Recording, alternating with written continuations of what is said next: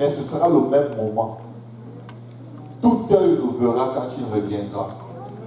Mais la date ni l'heure n'existe juste pas parce que ce n'est jamais la même date ni la même heure sur toute la face de la terre. Souvent quand vous êtes lundi, certains gens sont dimanche. Dès 18h ce soir, certains gens seront lundi alors que nous sommes dimanche. Le jour du nouvel an, il y en a qui vont vivre 12 heures dans le nouvel an plutôt que nous. Et il va t'appeler, il va dire comment ça va là en 2015? Tu vas dire dis-moi 2016 c'est comment? Et ce sera correct. Vous ne serez pas dans la même année. Et si le 31 décembre à 23h tu meurs et quand on appelle ta famille, on dit il est mort. Ils vont dire oh il est mort le 1er janvier. Mais ici tout le monde va dire non il est mort le 31. Et la Bible va dire non c'était le 1er. Personne ne peut connaître la date ni l'heure du retour du Seigneur. Parce qu'il n'y a pas de date cohérente sur toute la face de la terre. Mais la Bible dit en un instant, en un clin d'œil, au son de la trompette. Vous voyez, il a donné des éléments qui ne dépendent pas de la date ni l'heure. Amen. Nous voulons être prêts alors qu'il revient. Amen.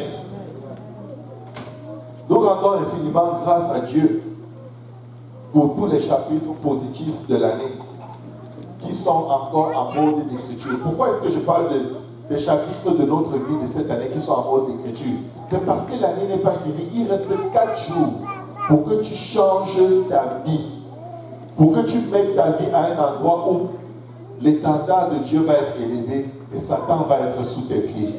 Qu'en entrant dans le 31 décembre, que l'étendard de la sainteté de Dieu soit levé dans ta vie et que Satan soit sous tes pieds.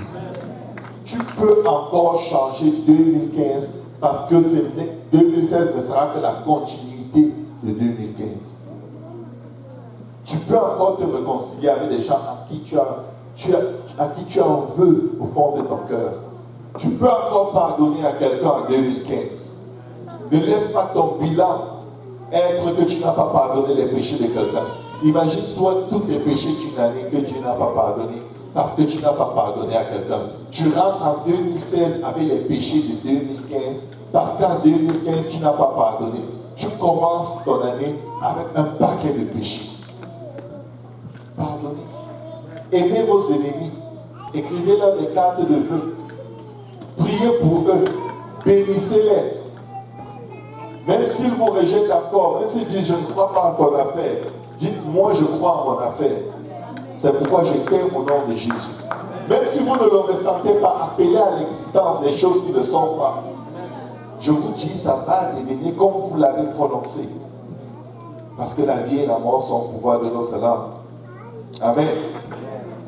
Tiens ton voisin, l'année n'est pas encore terminée. Au milieu de tout ce grand réveil spirituel dans notre assemblée locale, il y a des facteurs moins glorieux que nous ne pouvons pas omettre. Amen. Et nous les mentionnons aussi pour la gloire de Dieu. Il y a des gens qui sont venus cette année au Seigneur, ils étaient des vrais ouvriers d'iniquité, des vrais méchants, des vrais pervers. Mais aujourd'hui, ils sont lavés, ils sont purifiés, ils sont sanctifiés au nom du Seigneur Jésus et par l'Esprit de notre Dieu. Ils sont des vrais ouvriers de Dieu, marchant dans la beauté et la sainteté de leur Seigneur. Ne jugez jamais quelqu'un sur ses faits, sur son apparence, même sur son péché que tu as vu un jour. Ce n'est pas sa destinée.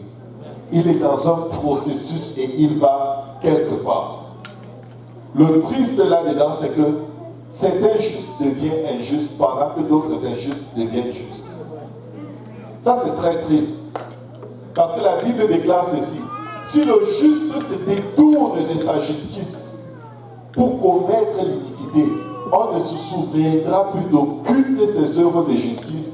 Il va mourir dans son péché. Et si l'injuste qui reconnaît que son injustice est mauvaise s'en détourne, la Bible dit par exemple qu'on ne se souviendra plus d'aucune de ses œuvres d'injustice, mais il vivra à cause des œuvres de justice qu'il aura pratiquées. Pendant que des gens viennent à Dieu, d'autres gens abandonnent la foi.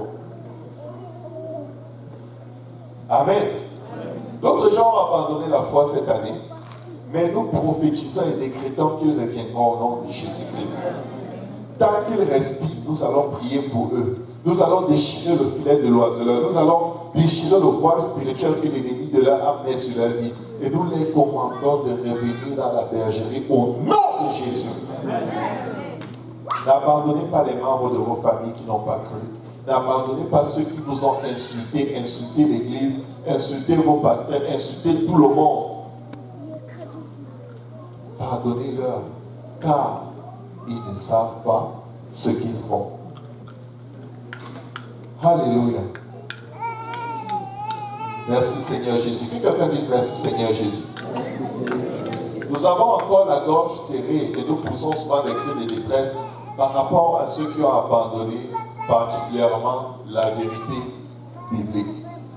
Ils ont changé la parole de Dieu. L'évangile est dans 1 Corinthiens chapitre 15, mais ils sont allés croire en d'autres fausses doctrines, d'autres faux évangiles, comme s'il y avait un autre évangile. Il y en a qui ne croient pas à la sainteté et qui vont tenter les serviteurs de Dieu avec leur apparence pour voir si on va les critiquer, afin de pouvoir critiquer ceux qui vont les critiquer. Écoutez, ce n'est pas par rapport à Dieu qu'on se sanctifie, c'est par rapport à Christ. Tu es l'épouse de Christ. Tu n'es pas l'épouse du pasteur. Le pasteur est déjà marié. Amen. La seule personne que tu veux impressionner avec quoi que ce soit, c'est Jésus. Amen.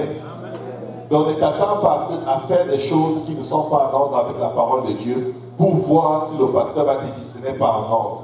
Parce que tu as 2 mots à dire au pasteur et tu manquais comment faire. Ça ne va pas arriver.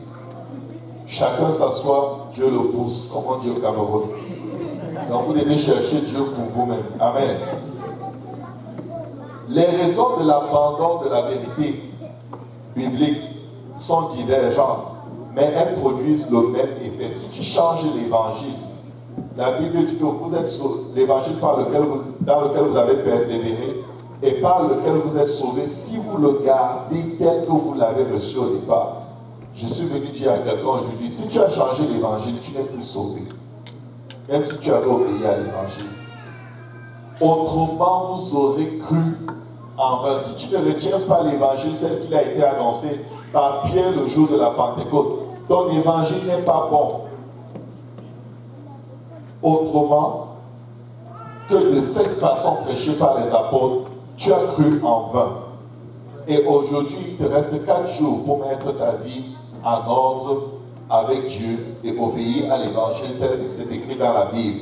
C'est-à-dire se repentir, se faire baptiser, pas au nom du Père, du Fils et du Saint-Esprit, mais au nom de Jésus, comme le jour de la Pentecôte, comme je connais, comme Paul, comme tout le monde dans la Bible.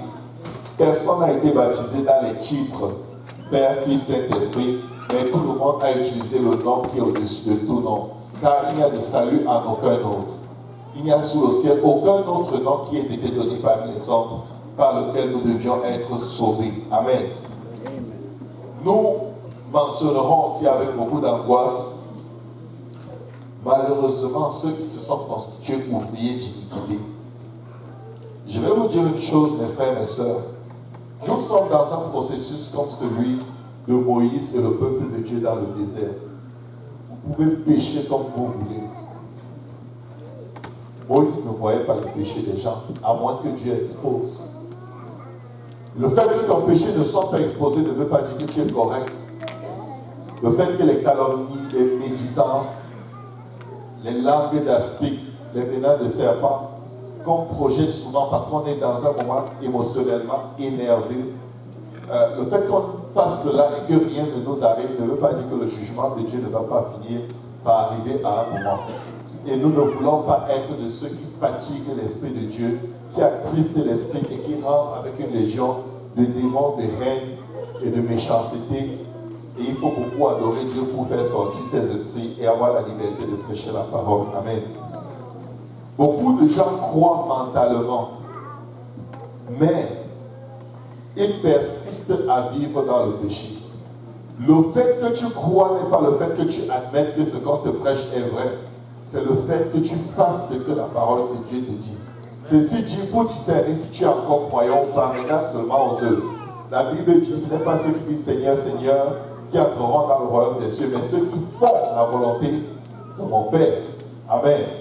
Maintenant, il faut se questionner au terme, à 4 jours de la fin de l'année, est-ce que je fais la volonté de Dieu? Est-ce que je marche comme Dieu veut que je marche?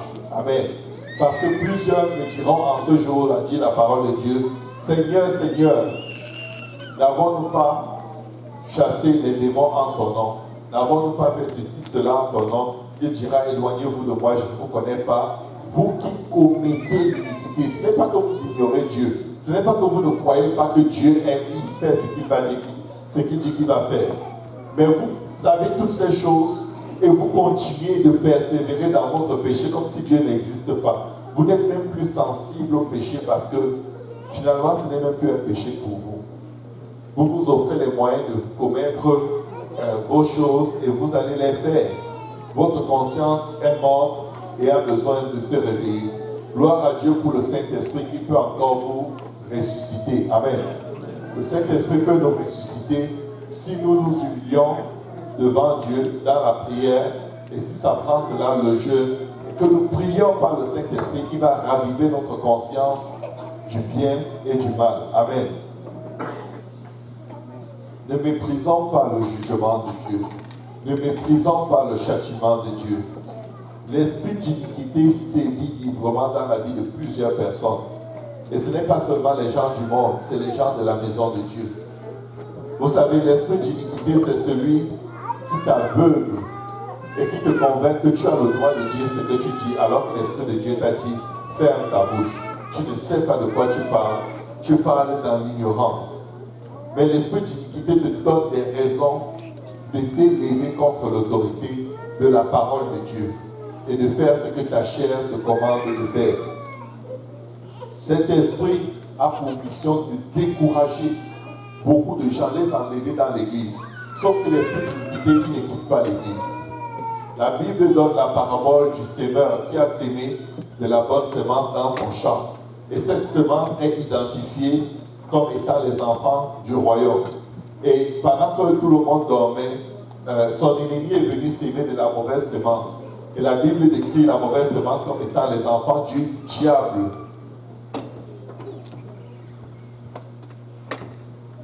Il y a les enfants du diable aussi. N'ignorez pas leur présence. Amen. Nous étions tous enfants du diable avant. Mais les diableries, là, quand on s'est répandu, on les a abandonnés, ou on est supposé les avoir abandonnés. Mais il y en a qui ont abandonné un jour, dès qu'ils sont sortis des eaux de baptême, ils ont repris la diablerie, ils ont mis au dos, ils ont dit on y est, on y reste. Mais ne croyez pas que ce sera toujours comme ça, parce que Anania et Saphira croyaient qu'ils vont tenir longtemps là-dedans. Et Dieu a mis de l'ordre dans sa maison. Ceci n'est pas la maison du pasteur, ceci n'est pas l'église du pasteur. Amen. Vous pouvez ne pas venir à cause du pasteur, mais venez à cause de Jésus. Amen. Venez parce que vous avez faim et soif de la justice de Dieu. Venez parce que vous voulez être transformé. Il reste 3 jours, ou 4 jours à cette année. 4 jours. Pour que toutes ces choses se taisent dans nos vies.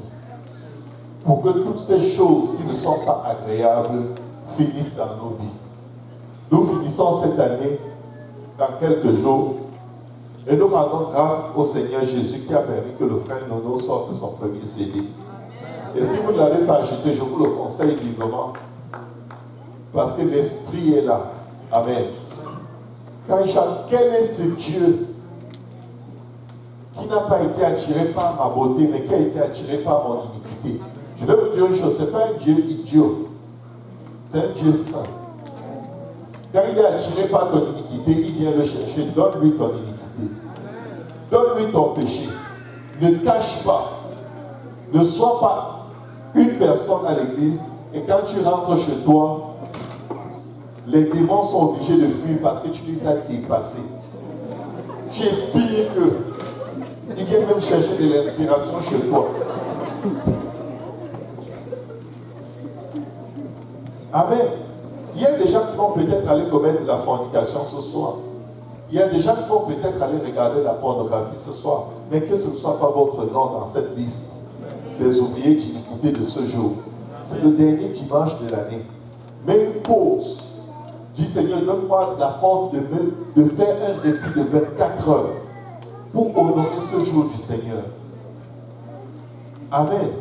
Nous voulons être conscients de notre état spirituel et conscients de ce que nous devons abandonner. Vous savez, sortir avec les maris, les femmes des gens, ce n'est pas une vie de Dieu, c'est une vie de Satan.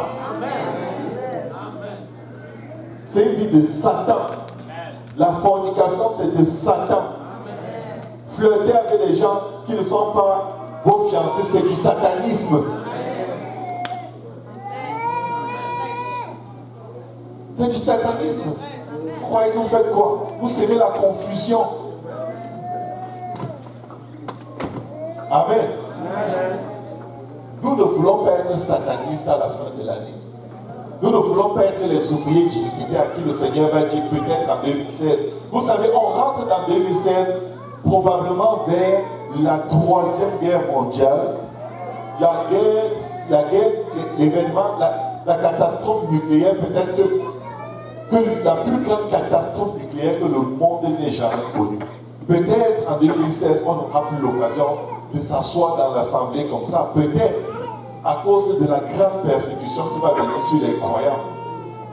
On a retiré les 10 commandements, le monument des 10 commandements de Dieu aux États-Unis et on a installé la statue de Satan. Vous croyez que si vous êtes fiers, vous allez survivre dans ce monde, ça ne va pas marcher. Ce qui va vous donner la puissance, c'est la sanctification. C'est la sanctification. Dieu insiste dans la vie de chacun de nous depuis bien longtemps. Mais vous savez, que quelqu'un prenne un petit temps et qu'il fasse un récapitulatif de tous les compromis, de toutes les œuvres de la chair dans laquelle il vit et qui sont devenues comme une zone de confort, et qu'il crie à Dieu comme Lazare criait: Jésus, fils de David, aie pitié de moi. Pas juste qu'il pardonne-moi, pardonne-moi. Non. Arrive à un endroit où ton âme est dans la détresse à cause de ton péché. Si tu n'arrives pas là, tu rentres dans 2016 avec une confiance dans rien. Parce que les choses que tu regardes, Dieu voit. Les choses que tu penses en ce moment, Dieu voit. Il est en train de tout écrire. Il pense ceci, elle pense cela. Dieu a tout noté.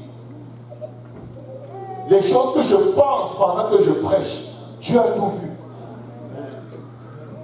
Et si ce n'est pas agréable à Dieu, je dois me repentir. Mes frères, mes soeurs, la repentance est un don de Dieu. Ce n'est plus une punition.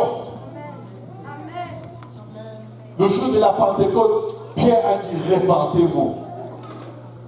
Le premier message du Seigneur dans son évangélisation, c'était: repentez-vous.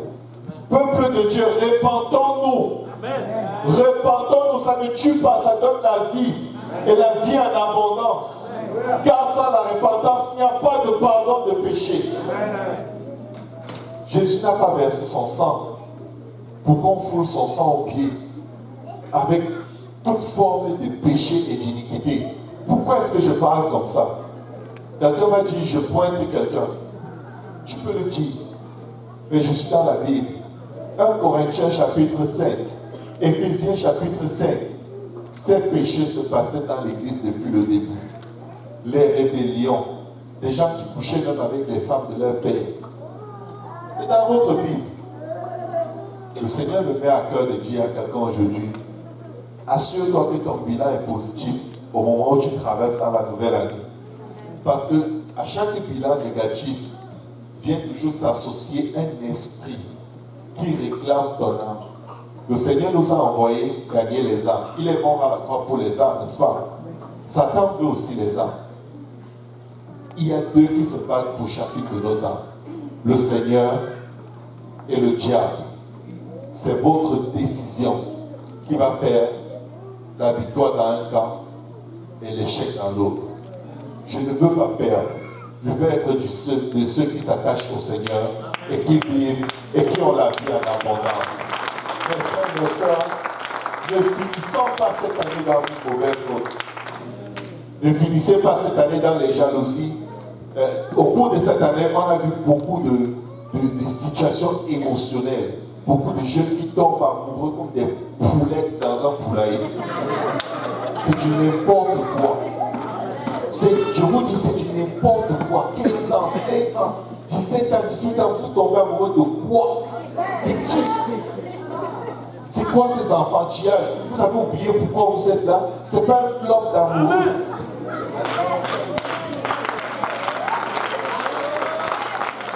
Tu es amoureux à 15 ans, 16 ans, 17 ans, 18 ans pour que ça te mène où? Tu veux te marier? Non. Tu es amoureux pourquoi? Jésus t'a sauvé, ton cœur n'a jamais battu comme ça pour lui. Amen. Tu es sur un nuage parce que tu es amoureux. On te parle, tu ne comprends pas, on dirait qu'on t'a mis le vaudou sur le corps. Je ne veux pas être insultant, mais écoutez les jeunes enfants. Prenez votre temps. Parce que dans 2 mois, vous ne serez plus amoureux de la même personne. C'est des sentiments lascars qui ne tuent pas.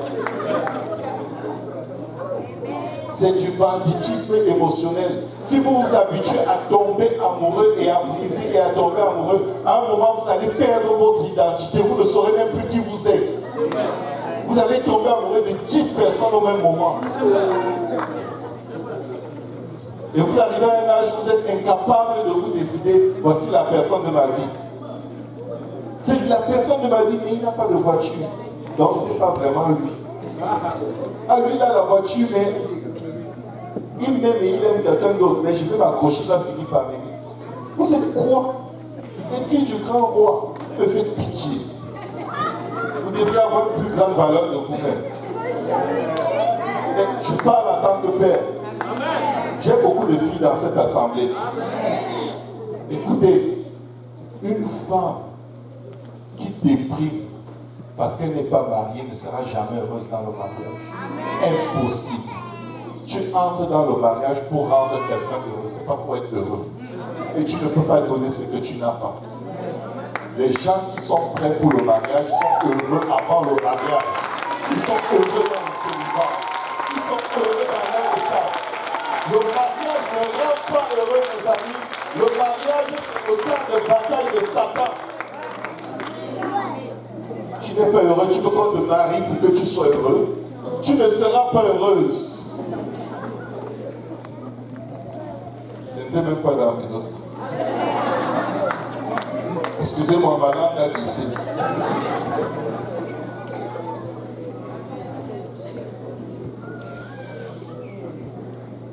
En examinant nos relations fraternelles et amicales dans la maison de Dieu, je vais finir avec ceci. Je vais vous dire une chose. Vos meilleurs amis dans la maison de Dieu doivent être en accord avec le psaume 1.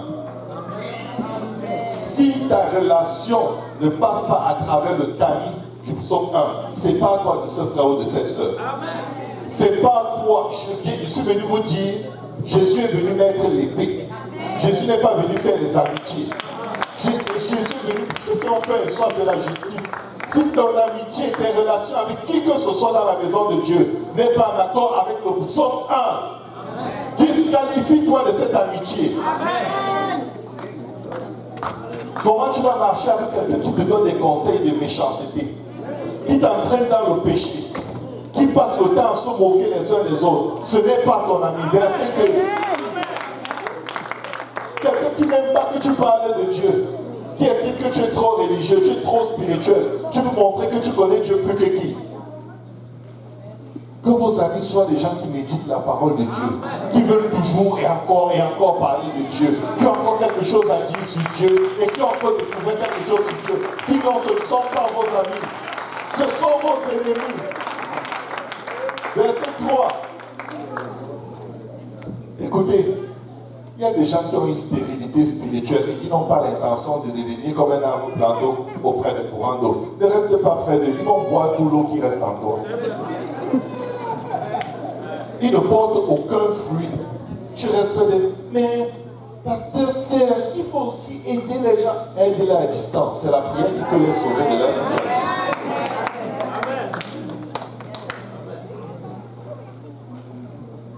des associations des sœurs qui s'asseyent pour parler de tel gars qui est coquet, tel gars qui n'est pas beau. Arrêtez ça.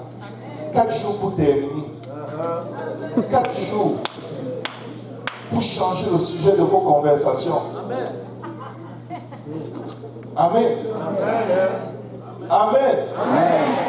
Mais tout à fait, l'Esprit de Dieu témoigne que cette parole, elle est véritable. Comment tu peux rester près de quelqu'un qui n'a pas l'intention de porter des fruits? Je ne parle pas des gens qui sont faibles. La Bible dit que ceux qui sont forts portent les fardeaux de ceux qui sont faibles. Ce n'est pas de ça qu'il s'agit. C'est des gens qui ne se laissent pas conduire, qui ne se laissent pas amener dans les voies de la justice. Séparez-vous, mes frères et mes sœurs. Séparez-vous les uns des autres tant que ce n'est pas en accord avec le psaume 1. Le prochain verset. Il n'en est pas ainsi des méchants, ils sont comme la paille que le vent d'ici. Certains sont venus dans la maison de Dieu. Ils ont obéi à l'évangile, mais ils ne veulent pas changer. J'espère que ce n'est pas toi. Si tu ne veux pas changer, tu es comme le vent, et la paille que le vent va finir par dissiper. Le Saint-Esprit va bouger un jour ici, tu vas sortir, tu ne vas plus revenir. Amen.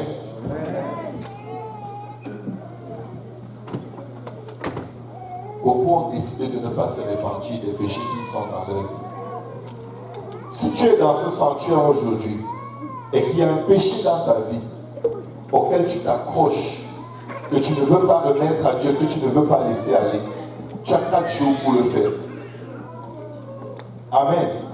Parce que sinon 2016 sera l'année de la moisson. Pour nous dans le monde, on savait que dès que Noël passe, en janvier et en février, c'est les mois des avortements. Toutes les fornications que les gens ont pratiquées, ils vont aller flasher les êtres humains dans les toilettes. Parce qu'ils ne veulent pas assumer. S'il vous plaît, peut-être ce que j'ai dit choque quelqu'un aujourd'hui, mais il y a des enfants de Dieu dont la chair est devenue comme un feu dévorant. Ne laissez pas votre chair vous consumer jusqu'à vous détruire. Parce que si vous avortez, vous avez tué. Vous avez versé du sang. Et Dieu vous redemandera ce sang. Ne dites pas que ce n'est pas un être humain. Le sang, la vie de toute âme est dans le sang. Dès qu'il y a fécondation, il y a une première goutte de sang qui se fait le jour où il y a fécondation, et c'est un être humain. Ne vous y trompez pas, on ne se moque pas de Dieu. Ce qu'un homme a sémé, il moissonnera aussi. D'autres rôdent partout, et même parfois dans l'assemblée, comme des fils de la perdition. Et leur langue est un venin d'aspi. Que les sujets de vos conversations soient des choses que vous pouvez vous tenir devant toute l'assemblée et dire ouvertement. Si je ne suis pas content de toi, si je ne peux pas le dire ouvertement devant tout le monde, que je me taise, que je m'adresse à toi et à Dieu. Amen. Les opinions que beaucoup partagent par derrière. Moi, je ne pense pas que moi, je ne suis pas d'accord avec ce que le pasteur a dit. Ce n'est pas ton pasteur, c'est ton prédicateur. Si c'était ton pasteur, tu viendrais le voir pour dire, pasteur, est-ce que tu peux m'expliquer ce que tu as dit? C'est ton prédicateur. Ce qui va prêcher là une condamnation sur ta vie. Fuis. Change. Fuis ta langue. Dieu nous a tous fait du don de la repentance. Ne croyons pas qu'on peut se cacher et échapper. Si Jésus revient aujourd'hui, est-ce que tu montes ou est-ce que tu restes? Si Jésus revient là pendant ce service, tu montes. Dieu t'a peut-être guéri, t'a délivré. Il va le faire pour le bon et pour le méchant, pour le juste et l'injuste. Mais s'il vient chercher son épouse, es-tu de son épouse ou es-tu le cancer dans son épouse? Cette parole est valable pour moi. Je dois m'examiner, mes frères, mes sœurs. Je dois traiter durement ma chair, de peur qu'après avoir prêché aux autres, je sois rejeté moi-même. Donc ne croyez pas que je vous vise. Et même si je vous vise vers le ciel.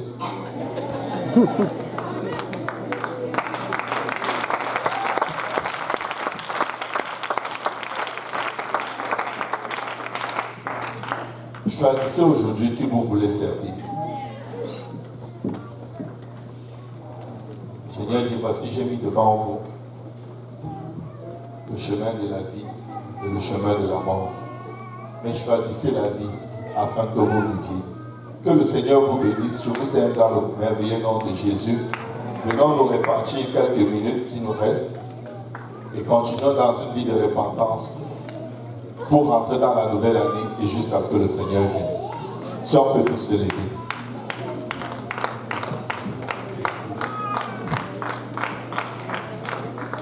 Je crois que ça c'était mon plus beau message de l'année.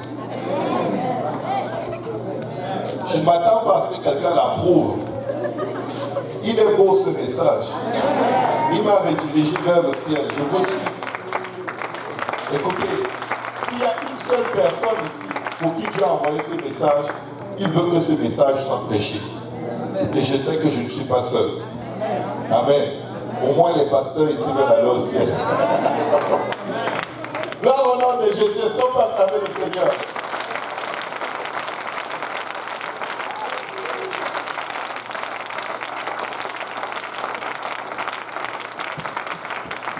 Alléluia. On va prendre une minute pour se repentir devant Dieu. Vous pouvez rester à vos places. Et après, on va libérer le sanctuaire au service espagnol. Élevons nos voix et prions.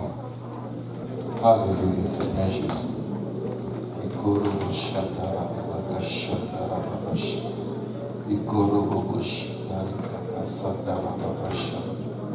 Alléluia, Jésus. Crée en nous un cœur pur, Seigneur Jésus. Ne nous cache pas ta face, Seigneur. Ne nous retire pas ton Esprit Saint. Donne-nous la joie de ton salut, Seigneur Jésus. Nous voulons être agréables, Seigneur. Nous voulons revenir tout entier à toi, Seigneur. Pardonne nos fautes, Seigneur. Nous invoquons ton sang, Seigneur. Papa, nous faisons appel, Seigneur Jésus, au sang de Jésus, sur toute âme, tout esprit, tout cœur, Seigneur, toute pensée. Pardonne-nous, Seigneur. Pardonne-moi et à ma maison, Seigneur, pour toutes nos négligences, nos faiblesses, Seigneur, nos défaillances, Seigneur. Pardonne-nous et lave-nous dans ton sang, Seigneur. Pardonne-nous et purifie-nous, Seigneur Jésus. Nous avons besoin de toi, Seigneur Jésus. Nous avons besoin de toi, Seigneur Jésus. Mon frère a besoin de toi, ma soeur a besoin de toi, Seigneur Jésus. Aie pitié de nous, Seigneur Jésus.